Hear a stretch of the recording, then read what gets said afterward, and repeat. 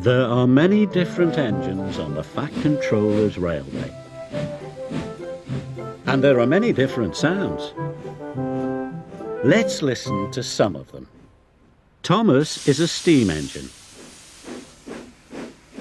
When he puffs along, he sounds very different to Mavis, who is a diesel engine. Can you hear the difference? Thomas and Mavis.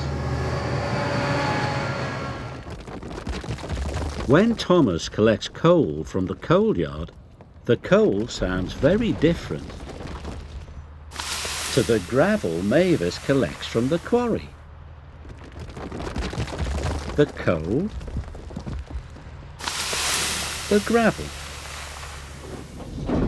When Thomas chuffs happily across the stone bridge, he sounds different to Mavis when she trundles over the steel bridge. The stone bridge, the steel bridge. Finally, when Thomas arrives at Brendam Docks, he applies his brakes. Thomas's brakes sound like this.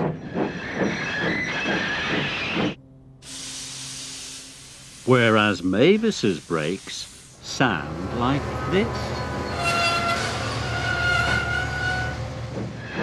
Thomas